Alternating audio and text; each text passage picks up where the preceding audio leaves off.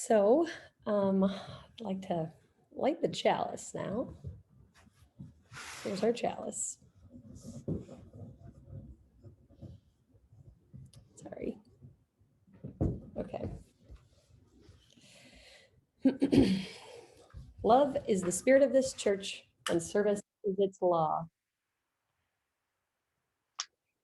This is our great covenant, to dwell together in peace, to seek the truth in love, and to help one another. So I'd like to offer anyone with joys or concerns to share them with the group, and I'll light you a candle.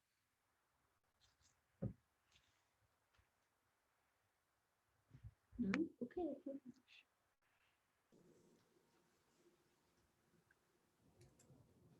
Sonia has a joy to share.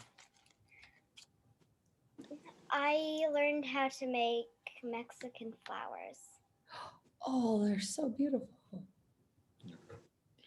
And 18 lucky second graders will be getting these for Valentine's Day. Oh, cool. It's a really nice Valentine's gift. Nice.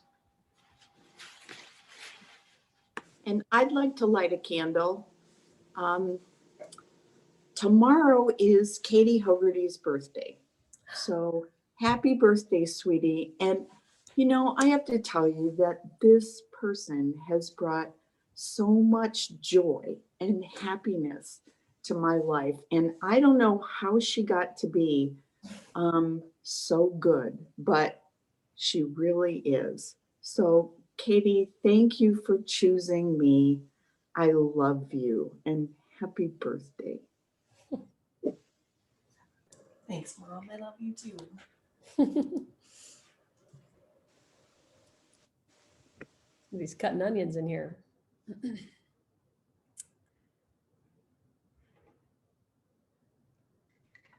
I'd like to light a candle of joy for family members that are starting to get the vaccine, and so far so good, and hopefully we will all have it soon.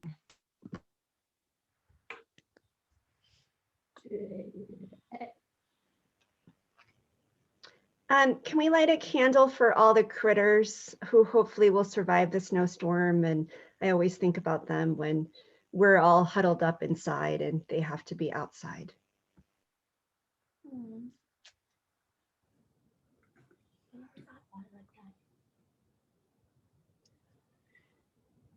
I'd like to have you light a candle for my family. There's going to be a court case, a hearing, a plea agreement hearing on Tuesday morning at 8:30. And that means there'll be no trial, which is a blessing. And it's going to be, you know, with this COVID, all the restrictions, we have not had anything to do with anything in person. It's all been by phone, or maybe the primary people were on Zoom. So this is the first time that we will be in person, and we'll see Dana and hear him speak and see his family. And there are lots of mixed feelings with regard to the family. So hold us in your hearts. Emmett has one he'd like to share. I have a joy. I'm glad that we are getting to start a new year with new power and a fresh start. All right.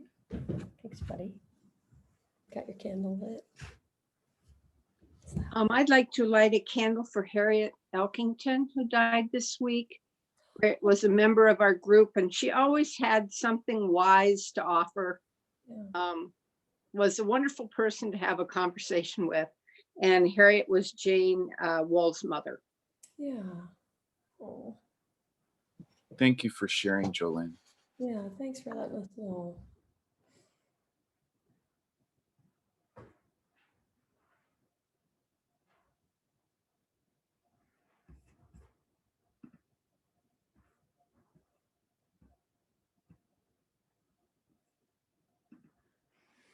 Okay, if there aren't any others, I'll light a final candle for joys and concerns felt in the heart, but not expressed.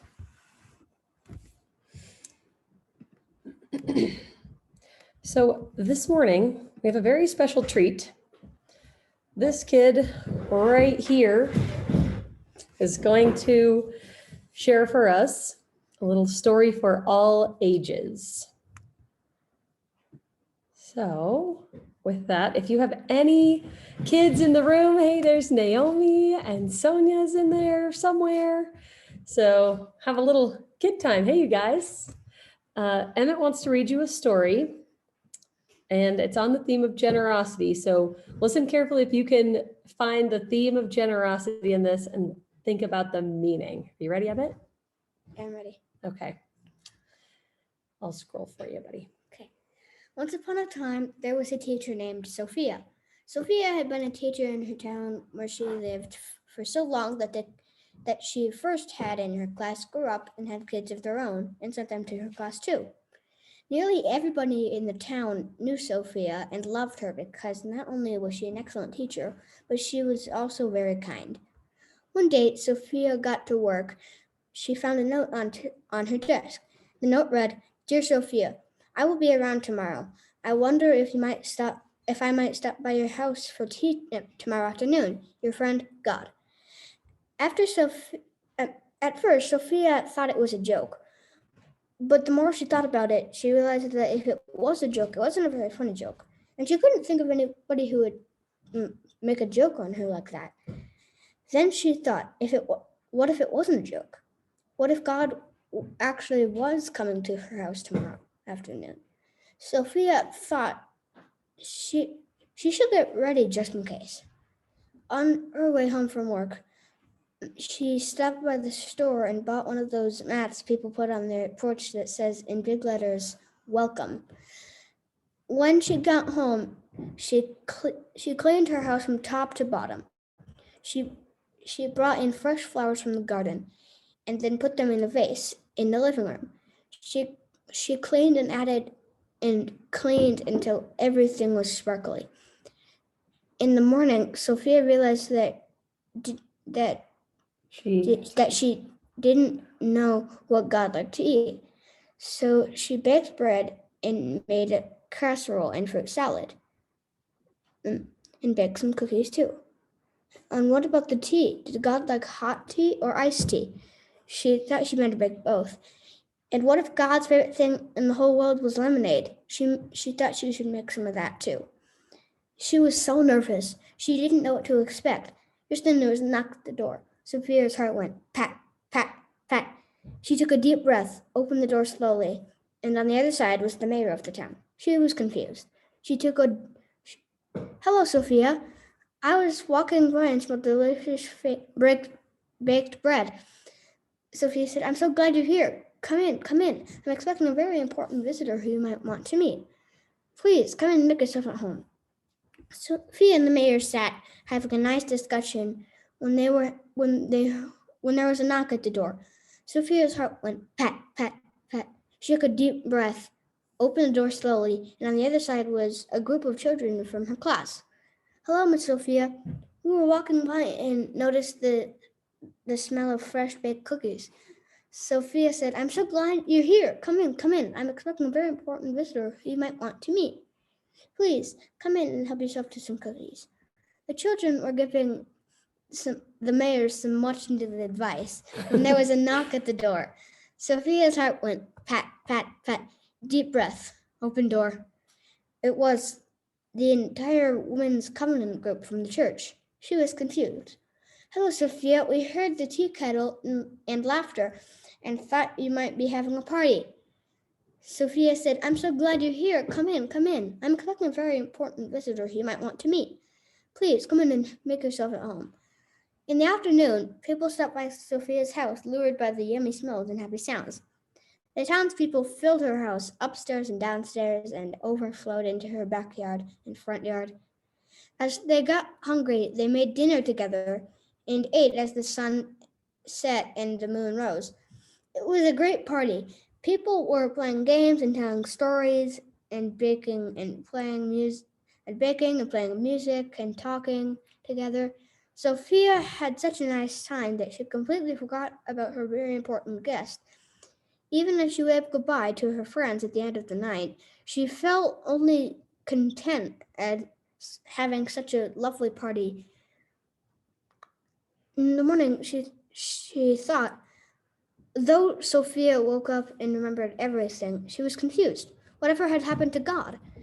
All during her walk to work, she tried to figure out what had happened. Along the way, she smiled and waved to the people she ran into who had been at her party. She thought to herself that she really should do that again sometime. When Sophia arrived at work, she was surprised to find another note on her desk. It read, "Dear Sophia, I had such a wonderful time yesterday. The bread was delicious, the cookies were divine, the tea mixed with lemonade is my favorite. Thank you for being such a wonderful host. I hope you can do it again sometime. Love, God." All right. So, does anybody have any thoughts? Grown-ups or little people? What do you guys think? How is that generosity, and what do you think is the meaning of this story? Well, I was thinking the meaning was all of those people were like being generous back to Sophia because she had been generous to them. Oh, yeah. I like that. That's a good one. When I had first read it, I kind of thought that the idea was like that God is in all of us and that you should always do nice things for people, even when you don't expect to actually do it for them.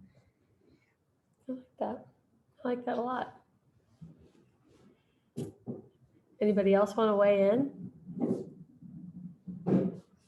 I liked that story. Thank you for reading it for us. You're the best. Love you. All right. So, now if all the children, thank you so much for listening. You are welcome to stay for the meditation if you want. For your grown-ups, I have a slightly different story, and it's likely one that you have heard before. It's just a little quote, and it's one of my favorite of all time, and it definitely fits with the theme. So I might just encourage you to pick one little part of it. There's so much here. Feel free to pick just a little bit that sits with you, and we'll sit and have a moment of silence just for a little bit. Afterwards, I'll play Spirit of Life. You can listen to it one time through, and then we'll sing on the second. And since we're all muted, you can sing to your heart's content, in or out of tune, whatever. You pick a key, go with it. All right, so here is our meditative reading. It's from one of the best people of all time, Maya Angelou. I've learned that no matter what happens or how bad it seems today, life does go on and it will be better tomorrow. I've learned that you can tell a lot about a person by the way he or she handles these three things: a rainy day, lost luggage, and tangled Christmas tree lights. I've learned that regardless of your relationship with your parents, you'll miss them when they're gone from your life. I've learned that making a living is not the same thing as making a life. I've learned that life sometimes gives you a second chance. I've learned that you shouldn't go through life with a catcher's mitt on both hands. You need to be able to throw something back. I've learned that whenever I decide something with an open heart, I usually make the right decision. I've learned that even when I have pains, I don't have to be one. I've learned that every day you should reach out and touch someone. People love a warm hug or just a friendly pat on the back. I've learned that I still have a lot to learn. I've learned that people will forget what you said. People will forget what you did, but people will never forget how you made them feel.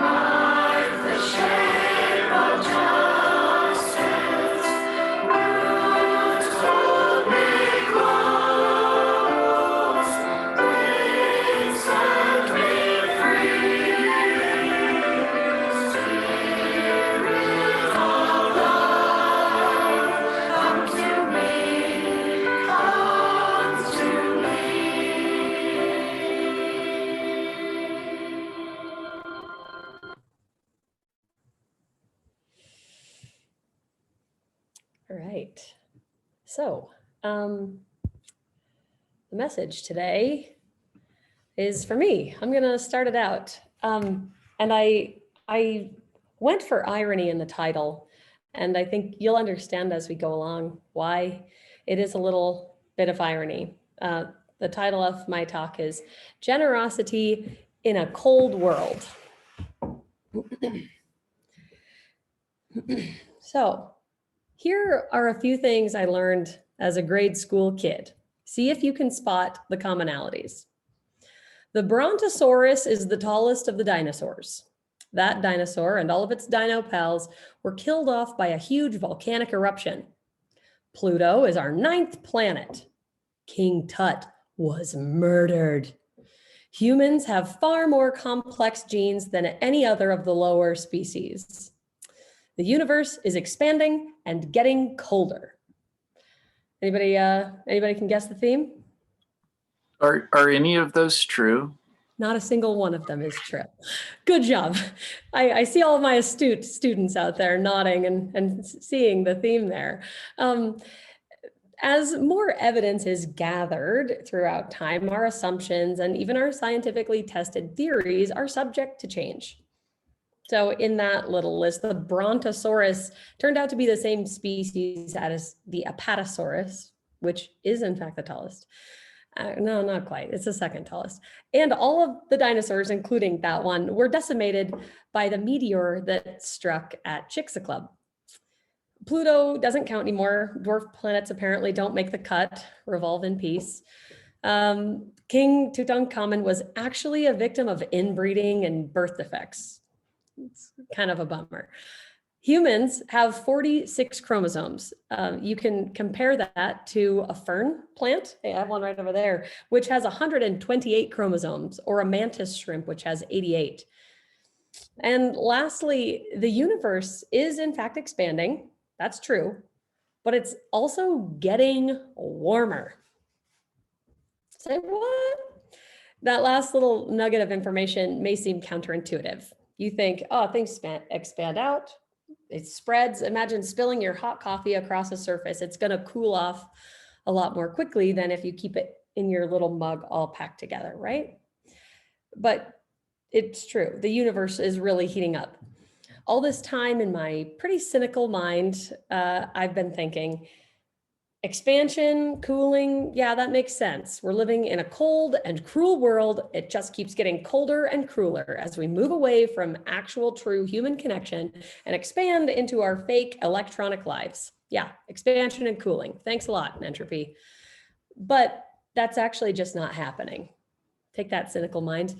In October of 2020, there was this article titled "The Cosmic Thermal History Probed by Sunyaev-Zeldovich Effect Tomography." It was in the Astrophysical Journal. If anybody wants, I'll send it along to you. It's a good read. The authors of that article summarized that over the past 10 billion years or so, the average temperature of all the gases and dark matter in our universe is actually increasing, and it has by more than 10-fold. It's crazy, right? The place is actually warming up. So you might, if you're a thinking person, be asking yourself right now, how in the world does any of this relate to generosity? Okay, I'm going to back up and deliver this in parts. So here's part 1, the second law of thermodynamics. Before I get really deep into the gooey portion of generosity, I want to take a moment to explore that warmth in our universe just a bit more. So some of you right now, I can see, have a warm beverage on hand. You can feel the heat of the cup. You can take a sip. And you can feel the warm liquid flow down into your belly, warming you up from the inside. Why is that? Why can I feel the hot beverage in my throat? I'm totally willing to have our audience participation. Chuck, I know you know. Why can I feel the warm beverage sliding down into my belly? Something about the rate of vibration diffusing between molecules?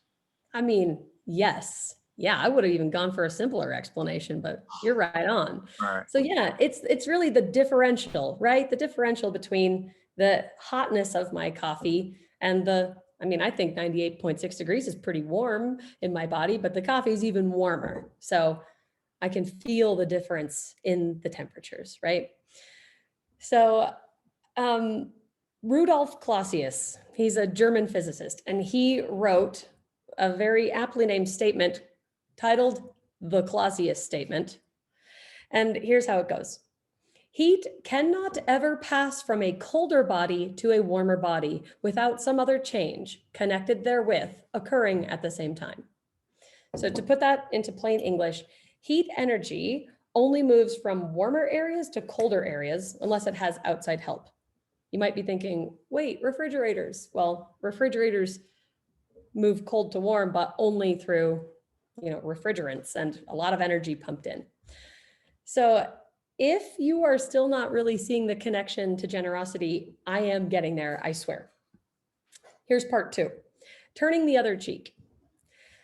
I used to think in my younger days that Jesus seemed like kind of a punk. In the Gospel of Matthew, Jesus is giving his Sermon on the Mount when he tells the congregation, "You have heard it said, an eye for an eye and a tooth for a tooth. But I tell you, do not resist an evil person. If someone slaps you on your right cheek, turn to them your other cheek also." I mean, what a pushover, right? As it turns out, though, my initial interpretation of that statement was immature and pretty ungenerous. What Jesus was saying could be loosely translated to, don't repay unkindness with even more unkindness. Make the world better and more generous by offering forgiveness and kindness. That's pretty unpunkish of him, very unpushovery. Here's part 3 where I put 2 and 2 together. I didn't read the opening reading today, but I reference it here. I'll read it to you at some point. May as well read it to you right now. The opening reading was supposed to say this. It's from B.J. Gallagher. "It's better to give than receive," my mother used to say, but it took some years of experience before I fully understood what she meant. When I gave my subway seat to an old lady, I felt kind. When I dropped $1 into the street musician's hat, I felt generous. When I let the harried driver cut in front of me on the road, I felt patient. When I lent a hand to someone at work, I felt a part of the team. When I brought a meal to my grieving neighbor, I felt empathetic. When I gave some water to a thirsty dog, I felt happy. When I wrote a check to a worthy cause, I felt virtuous. When I gave my friend the benefit of the doubt, I felt compassionate. I discovered that when I gave my time, my attention, my money, my thoughtfulness to another, I feel wonderful. My mom was right. It is better to give than receive. In giving, we generate warmth. In giving, we feel connected. In giving, we discover love. So those were the opening words that I was supposed to have read so that I could read to you now this part. B.J. Gallagher, as you just heard, came to the conclusion that in giving, we generate warmth. I hope now that you're seeing how this ties together. Isn't that so true, though? I flatter myself that I know enough of you well enough that I can say without a doubt that you've done something kind and generous for another person, probably in the last week, maybe even in the last 24 hours. Maybe it was monetary. You paid for someone's coffee or donated to a worthy cause. Maybe it was emotional. You listened as a friend vented their cares to you, or you gave forgiveness when it would have been easier to hold a grudge. Maybe it was physical. You helped a friend move or made a meal for someone in need of that tangible love. There are myriad ways to generate warmth through generosity, and it is likely that all of us have found ourselves in a position to generate that warmth recently. Perhaps you've been discriminated against for your political leanings or your ideology or your gender or your orientation. Whatever the basis, you have the opportunity to flip the script. In case you haven't heard the Invisibilia episode titled Flip the Script, I highly recommend it. You can find it on basically any podcast thing. Invisibilia is a really good one. And specifically the one titled Flip the Script is very good. What it means to flip the script is simply to change the tone of a conversation. In the podcast, they discuss a robbery that's happening at gunpoint, and the people being robbed offer the robber a glass of wine. The robber sits with them, enjoys the wine, and carries on his way without having robbed them.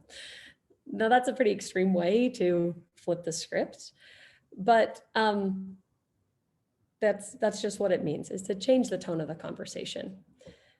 You might not know this, but no one's mind is really going to be changed through an emotionally charged Facebook argument. Like, are people really still trying that? I don't know if they are, but I'm going to go with no. Minds open and change and grow in response to warmth. At risk of being even more one note than I already was, I'm going to turn to nature and science to explain my thinking there. Just picture in your mind the tender bud of a pansy. It presses up through the cold frost and the snow, and as soon as the sun's light and warmth kiss the sepals, the little petals that are around the petals, the green part, the flower can open up and expand. It becomes an integral part of the ecosystem. And until that bud pops open, it can't give nectar to bees or other pollinators. It can't display its full beauty. And what helps it open? Warmth, the changing of the seasons, light. So you know now, if you didn't already inherently know, that heat energy moves from areas of relative warmth to areas of relative coolness. I want to encourage you all to be the warmth that infects the cold. The universe is overall warming. It's on your side. I mean, that feels pretty good, right? Earlier, when I was talking about the universe warming up, I avoided bringing up baryons, but I don't really feel like I can dodge them at this point. The universe, or the reason that our universe is heating up, is because of these tiny subatomic particles called baryons. They're found in space gases and littered around dark matter. As they get dragged around by gravity, and they get dragged pretty easy, they're tiny, they get shocked and they heat up violently. When they're shocked, they don't just start a little chain reaction one after the other with other baryons. They have more of what I would describe as an uncontrolled nuclear fission type reaction, which when one little baryon gets shocked, every other baryon in its vicinity also gets shocked, and everyone in those gets shocked. And it's more of an exponential scale. It heats up almost instantaneously with any other baryons in the vicinity. Here it goes, part 4, wrapping it up. So where I finally bring these things that seem kind of disparate together, this is the point I'm trying to make. We, all of us here, hopefully, who choose to, could be like those baryons by turning the other cheek in a very unpushover way, I might add, generating warmth through giving or listening or forgiving or any number of ways, and finding our generous hearts. We can make what seems to be a cold/cooling world/universe into an absolute firestorm of kindness and generosity. Now here comes the part where I put out a charge. The next time you feel slighted by someone or something, drag that other unwilling baryon into your gravity. Heat them up with your unexpected script flipping kindness and generosity. Spread your warmth to the corners of the earth to those who most need it. Instead of thinking, that person/thing isn't worth my time, try going with, that person/thing is about to see my other cheek and it is plastered with generosity and kindness. This is not exactly an easy task that I'm assigning. Sam Harris is a neuroscientist and meditation expert. In his book titled Taming the Mind, he brings up the idea that meditation is not like going to the gym and putting on muscle just because it's good for you. In fact, he says that trying to force meditation or to practice flipping the script, like this type of meditation, which I'm talking about, like flipping the script and treating cruelty with kindness, like trying to force it works in the opposite direction. It is, he says, a practice. It's something that requires work and attempts over and over until it becomes second nature. Even Sam Harris, a meditation expert, still fails and has to practice. So let's do this. Find some way throughout the next day or week or month to remind yourself that a work in progress is still progress. And as long as that progress is tending toward more generosity and forgiveness and kindness, then you can't be doing wrong. So go and practice the second law of thermodynamics. Let the warmth that is building and building in you spread out to areas of relative coolness. Let that be your form of generosity. May it be so.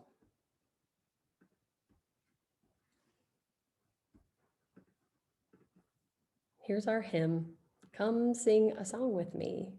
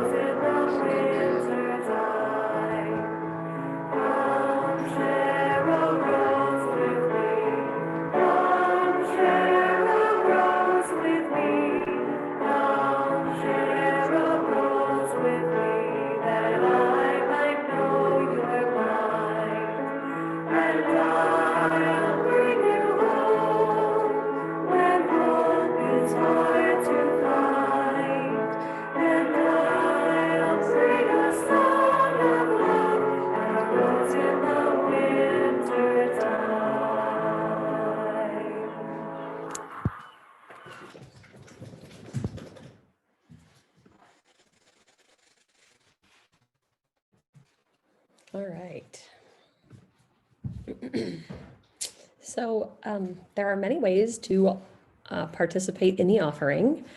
The first is you can use Tithely if you are interested. I also just sent in the chat Ramona Stein, our treasurer, I sent her address, and you can send any offerings to her there. So the only bowl I have handy is this bowl of oranges, which is another form of an offering, I suppose. So if you would join me in blessing this offering. Let this be an offering to sustain and strengthen this place, which is so sacred to many of us, a community of memory and hope, for we are the keepers of the dream. Thanks. All right. So the closing words this morning are scrolling. All right. Our closing words this morning, I thought I put them typed in here, but I just wrote them down.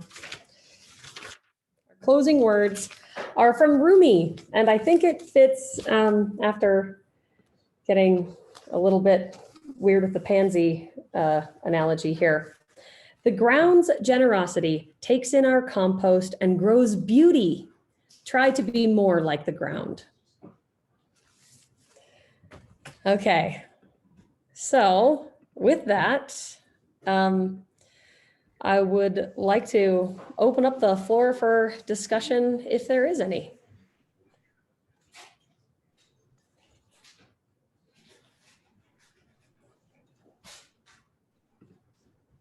Thanks, Chuck. I'll go first. I can't be the only one that had this sort of reaction to your presentation this morning, Jules. That was crazy cool. Oh, good. Thanks. Yeah, that was awesome. That's welcome to my mind. All the very many Yeah, trains trying I to like travel on the the same track. I like the way your mind works. It took me a while to get from the expanding warming universe to warmth generated by generosity. That was a nice touch. And I learned about baryons. No clue. I had no clue about baryons. And I do want to offer, it's not a criticism, but it's just a point to ponder.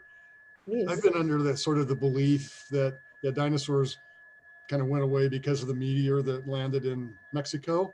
Mhm. I just recently watched a series about plate tectonics and the moving earth, and all that. And there were some researchers, I think in Russia maybe, and they were exploring this humongous ancient caldera. Oh. And this volcano blew up like Yellowstone, a big one. Yeah. And it blew up about the same time as that meteor hit. So I know. They put those two together and said, well, maybe the dinosaurs went away. It was sort of a combination of Perfect things. storm. Oh my gosh. Will you send me We see that in nature all the time. We're trying to explain something, right? And the best we can do sometimes is say we don't really know, and it's probably a multitude of things like nature versus nurture in human behavior. We don't really know, so we put them together. But anyway, I like it. sorry. I always, when I was learning about that in my geology classes, they always just told us to apply Occam's razor. If you hear hoof prints in Wyoming or hoof like stampeding in Wyoming, it's probably not zebras. So just the simplest explanation is usually the explanation, and like a combination of things. I mean, yeah, that'd probably do the trick. Yeah, it's sort of a cop out, I guess. I'd love to learn more about that. But the general theme is, as you get more and more evidence, you have to adjust your assumptions and your scientific theories, right? And kudos to Emmett too. He just did an outstanding job. Did you hear Michelle? But yeah, do it more often. Yeah, you'll have to do some readings. You and Sonia and Naomi can all do some readings. I might mention that when people are talking about science these days, it seems like there's a huge misunderstanding that as we gain more information, our theories change, and we're working on the theories we have until we get more information. And I don't know where that got lost along the way with a lot of people. I think it's starting to be explained a little more. Dr. Fauci has tried to make some points with that, but to me, that's one of the big things that's missing in understanding science right now. Yeah, well, and we always, I mean, in every class that I teach, whether it's, you know, 7th graders or 12th graders, we discuss the word theory and its colloquial use, like, oh, half of my donut is gone. I have a theory about who ate it. That's different from saying the theory of evolution or the theory of relativity. These are tested over and over and over until they can be proven wrong. And most of them are tested so frequently that, I mean, they're all but a law, you know? So yeah, you're right, Diane. It's a good point. It gets lost in translation. One of my graduate school professors said,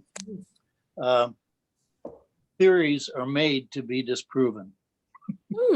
Yeah, well, that's right. I mean, it's like, where is the, what's the word that I'm looking for in law?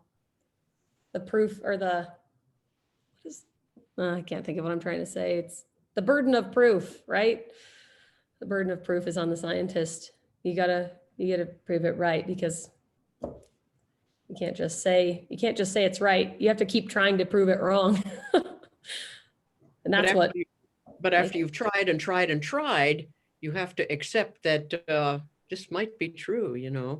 Right. And you're never locked in, I'm sure, to that. But we have to accept some of the laws, quote unquote laws, that seem to work and work and work again, until we find, like, when you get too far into time and space, then you have to switch to Einstein from Newton, you know. But anyway, whatever, blah, blah, blah. No, I know what you're saying. Yeah, Victor. So your talk was very near, and also Emmett's story were both very, very near and dear to my own theology. I self-identify as a process theologian, and I think you are a process theologian, meaning that your idea of what is divine is actually all of the processes in the universe. Mm-hmm. And to the extent that we connect with that, we feel, I don't know, we feel good. Yeah, and warmth. You might even call it warmth. Warmth. And when we engage in generosity, what we're doing is we're giving back to the universe and to other people what has been given to us. And so there's this flow, right? Yeah. And so you spoke to that so beautifully. And so I'm happy to know that there's another process theologian in our midst. So I think that if I were to add to this talk, just thinking now about what you have said, is that, you know, the universe is overall warming, right? And because I do very much agree with what you were just saying about the process and the things that you put out into the universe, it says to me that the fact that the universe is warming up says to me that the world is more warm. Our connections with each other are more warm than they are cold, because that's what's being put out there. So collectively, over time, we're generating more warmth than we are depleting it, right? And so it's almost a hopeful thing too. At least that's what I choose to believe. I think there's a lot of good evidence for what you choose to believe. You would say so because it's what you believe. Well, it's based on science, which is always, as you know, Bruce was saying, you know, things change, right? But things get disproved. But again, a lot of what you were saying is really steeped in science. Like that the universe is becoming warmer. I just want to jump in. You know, I was trying to think why the idea of boreons is so charming. I think it appeals to all of us. And maybe it's that we're sitting here, you know, kind of isolated and needing human connection in ways that we used to take for granted, that we long for and don't have right now. And just like we're not used to a world that is full of contagion and every breath of every person presents a danger to us. it's so positive to know that there are boreons out there that are not only benign but warming and magical in some way, and working on kind of warming us all up. That just seemed to be a good image for a cold day and a chilly time. Yes, no kidding. Yeah, that's why I didn't feel like I could really avoid it. Thank you. Because, I mean, they're the part of it that's warming up. And I like the analogy that we can be our own little baryons, and every, it's like an infectious thing. You see someone doing something kind or generous, and maybe it's our mirror neurons. Again, I know I'm being super one note here in that I've only talked about science, but it makes you want to do that same thing and put that same energy out there, that warmth and that generosity. We see it, and it just expands out like wildfire. I thought there was something that's kind of,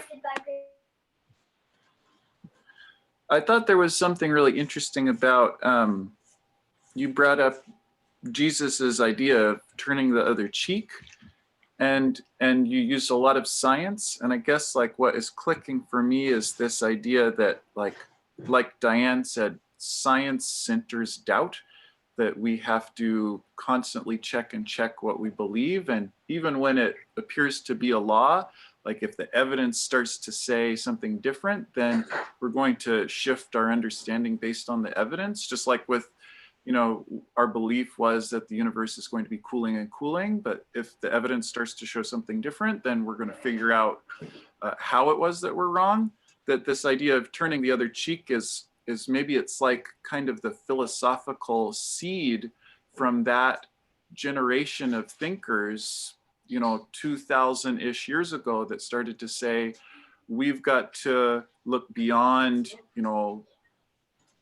kings and empires and the structures that appear to be, ironclad and ruling us, and see the ways in which we have to doubt that and share the love anyway. Yeah. I don't know. I found that inspiring. Grassroots uprising of radical generosity. Yeah, thanks, Ian.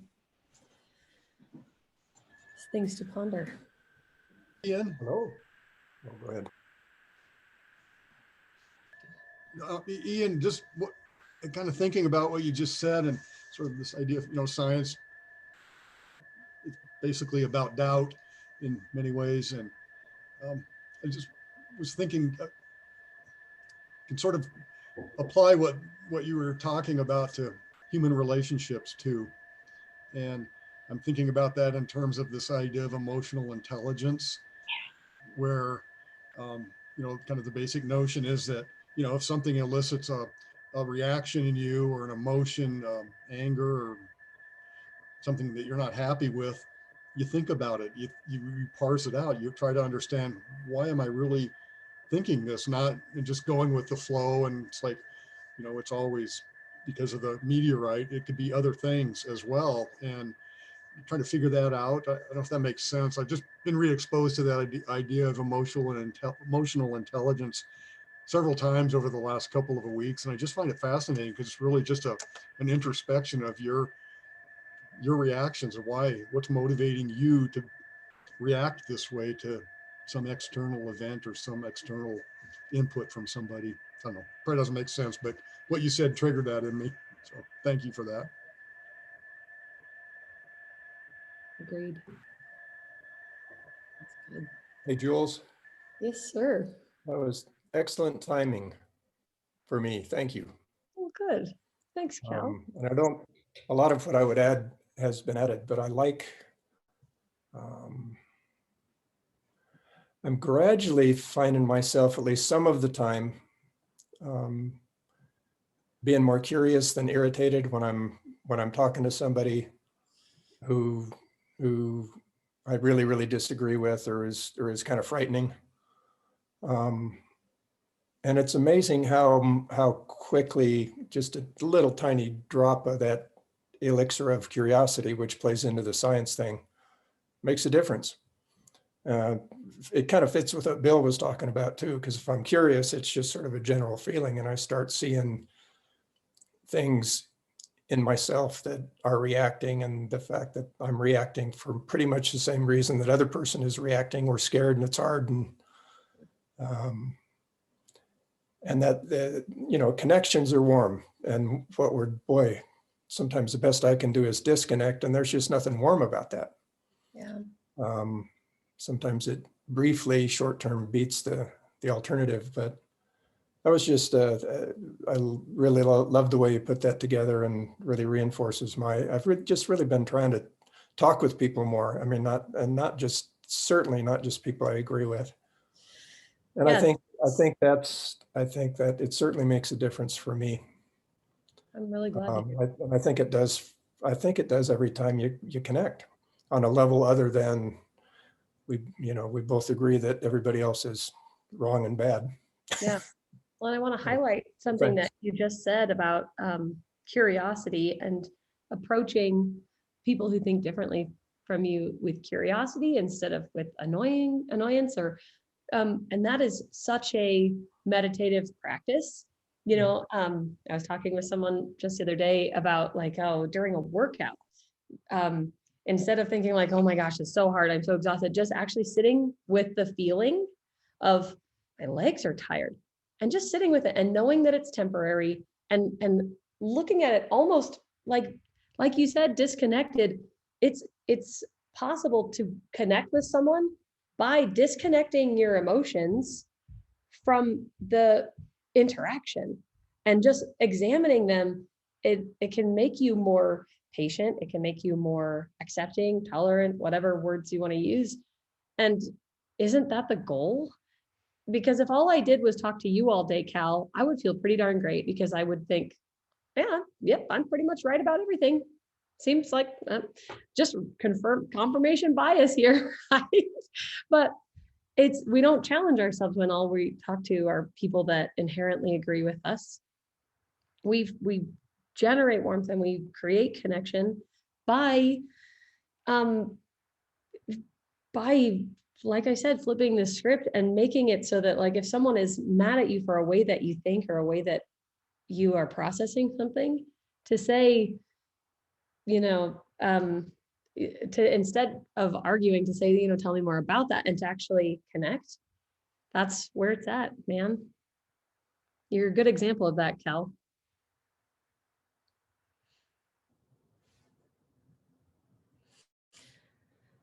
Well, folks, if that's all we have for today, I am thankful to all of you for. Jules, no, don't go away yet. Oh, okay, I'm not going away. I've been going on and on all morning. Why stop now, you know? I love it, Bill. I just want to tell you, I really enjoyed the sciencey part of your talk, and just, you know, the things you brought into that, and the connections you made between that sort of stuff and, you know, what's coming out of you and what can come out of us in terms of generosity. But the bottom line for this service was, it just made me feel good. So thank you for that. Good. That's the hope, man. Because I think that, Bill, you and I are both close to the water, so I'm going to try and keep it on lockdown here. But you know, I think also that if you can feel good, that just kind of like spills out, man. I read this thing actually. It might be too difficult to find it at the moment, but Victor sends out resources that we can use to plan our months. And there was one, and I'm going to have to paraphrase and summarize here because it might take me a little while to find it, but there was a thing about happy people usually get taken for granted because it just seems so easy, and so like, oh, it's just like, oh, it seems simple, almost like simple-minded or simple, easy, whatever you want to say. But it takes so much effort because others want to soak that up. And so feeling good on the inside, it's something you have to work hard on for yourself, but also because others want that from you. So if you, Bill, are feeling good, you draw those others to your warmth and to that good feeling that's in you. And it takes energy, it takes effort. And because you're feeding those others and you're dispelling so much of your warmth into cooler areas that, I mean, it takes a lot. So that you can feel good is like every amount of reinforcement that I need for this month of generosity, because it spills out of you, brings me even closer to the water. And that makes me feel really good. So it's reciprocal. Okay.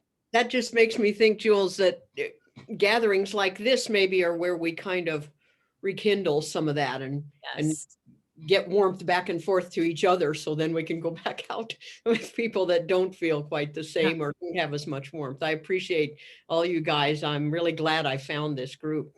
Yeah, you guys are like a pile of dry firewood in a good way. So, all right, everybody.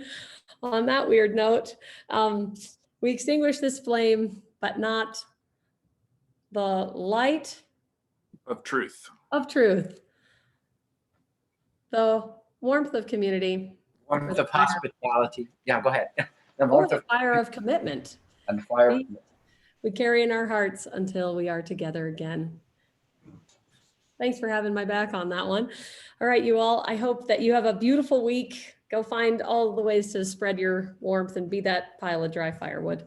Thank you all. See you next week for our UUA, our Pacific West Region service, Standing on the Side of Love. Little Valentine's Day special for you guys.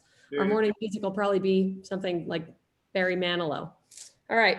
Bye. I'm just kidding.